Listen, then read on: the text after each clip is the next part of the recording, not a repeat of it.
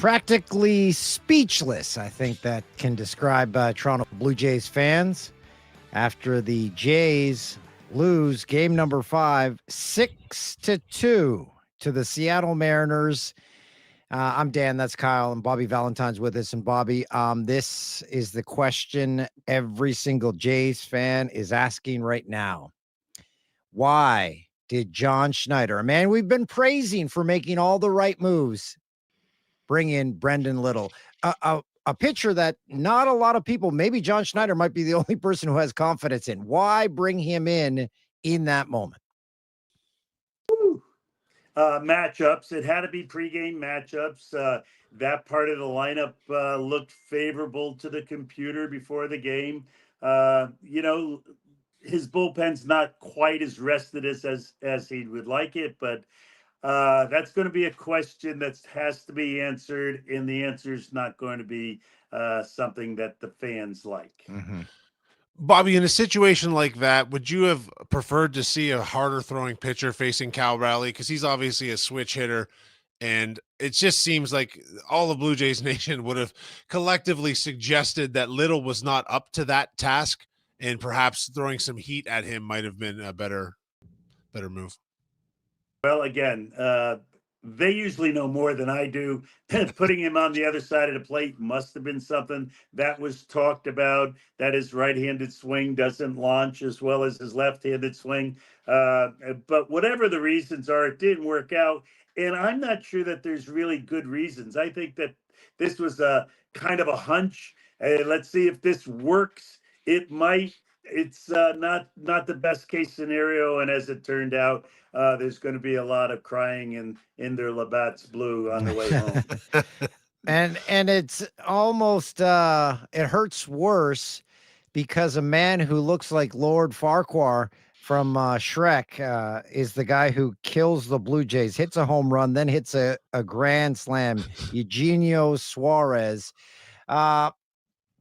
This is also a game in which the Blue Jays missed a lot of opportunities. They had the bases loaded at one point with none out, and they scored 0 runs there. Yeah, I look at that as the turning point in the game. With no outs and bases loaded, you have to get one. You could break the game open. A little swing after a strikeout that goes about 2 inches in front of the plate, comes back over the plate. The plate's in fair territory, so that ball being in fair territory is picked up and easily turned into a double play. Yeah, Bobby, the final numbers, the Toronto Blue Jays left 18 runners on base tonight. Quite uncharacteristic for them over these last couple of games. But is there some positive to be taken away from the fact that they got those runners to base in the first place? Like, the offense was far from flat tonight, like the first couple of games, but they weren't able to put runners across the plate. And I didn't find Seattle's pitching to be particularly great, although they got the job done. Yeah, the job was done, and they had to add on. And we said that earlier, right? I mean, they had opportunities. They had to add on. But, hey, they went into this series down 0-2. They're leaving down by 1 with two to play at home. I think this is an even series, and whatever team gets the breaks in the next 2 games. No, we lost Bobby. We lost Bobby. Oh, no, you're back. Okay, Bobby's we back. lost you there for a second. Yeah, I like how you're looking at a glass half full. They're going back, and the message will be just win the next one. But I wanted to ask, because you've been in this situation in your career, is it a good wearing on a team where the last now 3 games for the Jays have been must win, and this is literally a must win game, their next one? Because that's wearing as a fan. Watching this team, it's draining. Watching every single pitch is stressful. As a player, I can't even imagine must win 4 games in a row. Yeah, you have to play those games right now, and the key is to eliminate distractions, because there's going to be many of them, and none of them mean anything moving forward. Concentration is needed. Relaxation is needed. They need to get their act together, go home, get a good night's sleep. Don't read the paper. Don't listen to the talk show. Don't watch our show, because you might get upset and be distracted. And what you have to do is come ready to give your best, and hopefully their best will be good enough. Bobby, I'd love it if you could put yourself temporarily in the shoes of Schneider for one moment. You're going back home, you're down 3-2, and you're giving the ball to a young pitcher who hasn't even started 10 games in the major leagues. He's had great stuff, but this is a moment beyond the scope of just about any rookie that it's something they dream of, but at the same time, it's potentially a nightmare of nerves. How do you prepare a young pitcher to go out and take the mound in game 6 down 3-2? Yeah, most guys dream of pitching the next game, of pitching game 7, of pitching that final one where a win gets you lifted up onto the shoulders of your teammates.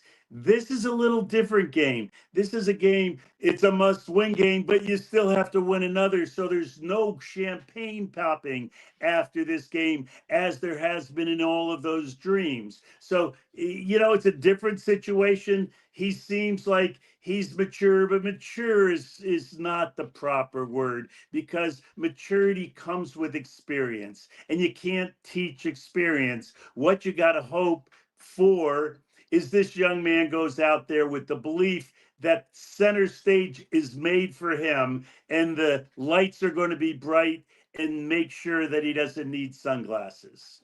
I know what the Blue Jays should be doing is taking clips of the Fox broadcast, because it seemed very Seattle bias. It was in Seattle. They want Seattle to move on. I worked at Fox. Toronto is a ratings disaster if they make it to the World Series.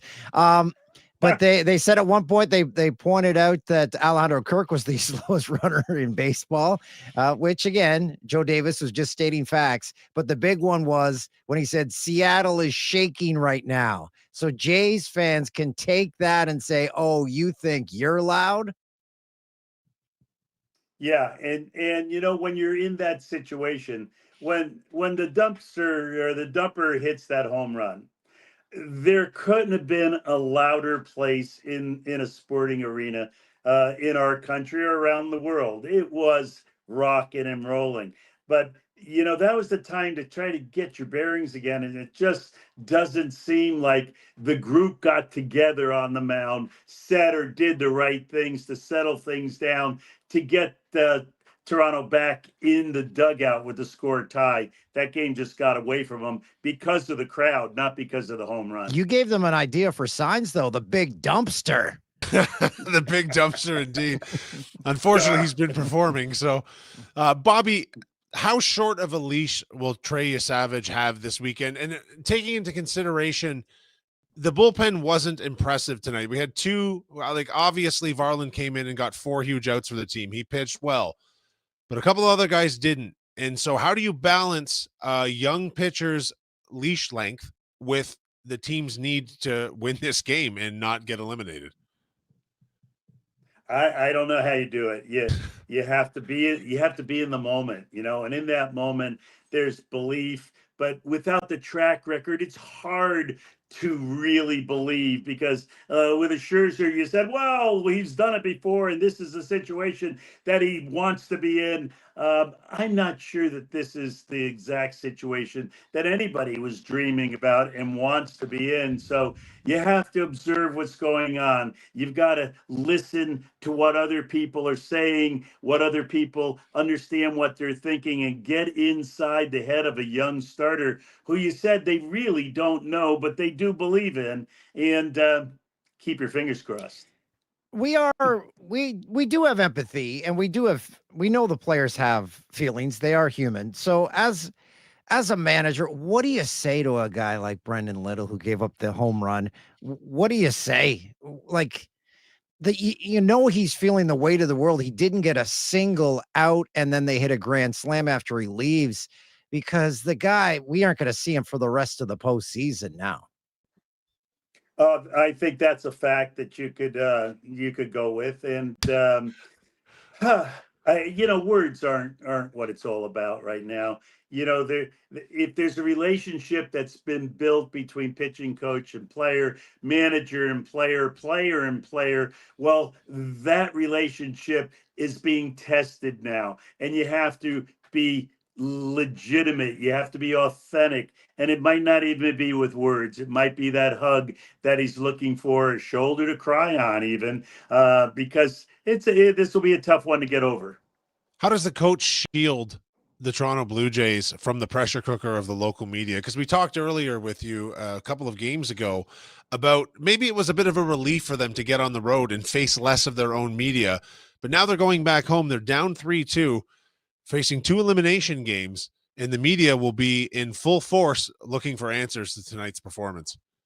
Yeah, I think they're a little different though in their approach. Coming in, it was American League champs. How you doing? How you going to roll through these guys? You got everything together, and then they lose one. Hey, that's all right. Just split it here and get on the road. We'll see you when you get back. But you lose two. The media all of a sudden turns. Now they want them. They're looking for the blood in the water, and they're looking for the story that's going to give them national and international acclaim. And so things get a little sharper, a little nastier, a little less forgiving. But I think the media now is going to say, hey, it's been a pretty good 5 games, and you guys showed us something going out there and winning 2, and you showed us nothing by not adding on to that lead in game 3. But let's see what you have left. And, it's just show up time. And usually half of the battle is just showing up. You always show up, Bobby, and you'll show up Sunday. We'll see you then. Thanks guys. Bobby. Good being with you. Thank you. So here's again some things the Jays can maybe it's Maybelline. Maybe you were born with it, Dan.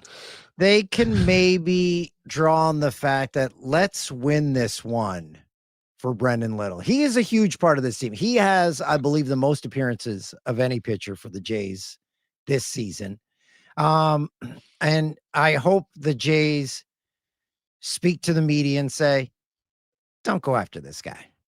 We can all say it like behind closed doors. Okay, maybe shouldn't have put him out there, but I think they can rally around that. Say, let's win one for Brendan Little. Yeah, I feel like I'm just looking at the YouTube chat right now. There's a lot of vitriol directed towards John Schneider right now. I don't feel like it's completely undeserved. He definitely made a bad call tonight. We all agree that he made a bad call by bringing Little into the game, but he made the call that he made, and he's otherwise been more or less flawless throughout these playoffs. How much of a leash we should give him? I think we should give him a pretty long leash because he has managed this team for a while, and I think a part of the management job he now has ahead of him is exactly what you just said, Dan, is he has to rally this team around this pitcher who he had a rough night, man. Like, he's had rough nights. We put the stats up on the screen. He hasn't been the best guy to go to. I think Bobby was right in that they were obviously playing some sort of a matchup. I just don't know that they used the right chess pieces to play it this time. And it blew up in their faces, and it continued to blow up in their faces. And they had one disastrous inning. They had one disastrous inning tonight. That is the takeaway for me. Oh yeah. 5 runs is a disaster. It's a disaster that late in the game. To expect your team to go out and rally in the top of the 9th after that, after the crowd noise. Seattle's on a fault line or why ever the stadium was shaking. But I think you rally the troops around this guy, and they will pick him up, and he will be embraced in that dugout, and he should be. He just shouldn't pitch again.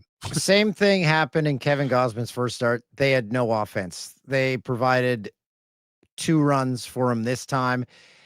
Again, they may have not scored another run. It could have gone 20 innings. They might have been stuck at 2. So you lose a game 3-2, you lose a game 6-2, you still lose. The positives are they're returning home to Toronto. They have won 2 games in a row in this series. They simply have to win 2 games in a row. It's the old adage, 1 game at a time. You win the next one, then it's winner moves on. Simple as that. The fact that Toronto gets to host another playoff game, potentially 2, it's going to be raucous. I just wish the sunny weather was still here and the dome was open. It's calling for rain all weekend, so the dome will be closed like the roof was closed in Seattle, so we won't get crisp baseball weather. And I don't know the record if they're better with the dome closed or the dome open. I just know the Jays are very good at home. They are very good at home. They're very good, period. This is a very good baseball team. And again, I said this when Bobby was here with us. We can take away from the fact that, yes, they left way too many men on base tonight. That was not a great offensive performance from that perspective. But they got those men on base, and that's half the battle in scoring runs, and they didn't do that in the first two games. So I think their offense did continue to roll tonight. Clement had a great game again. Vladdy had a great game again.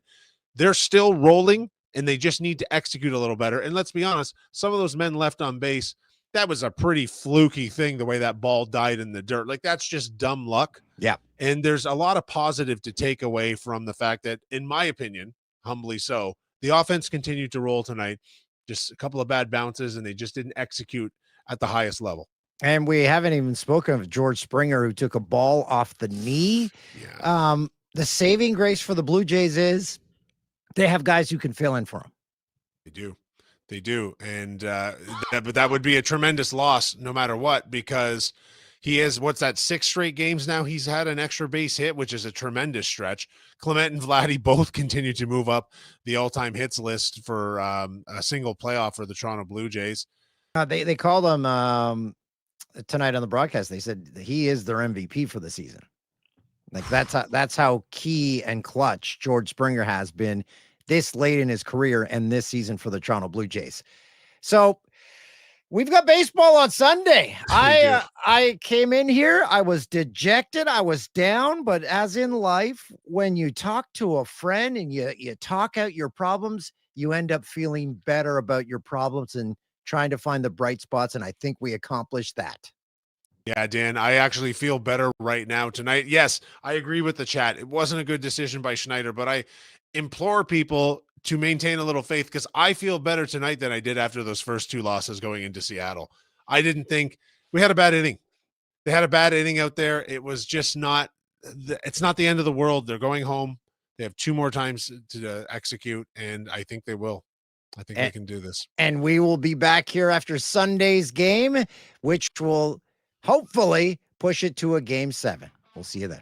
Good night.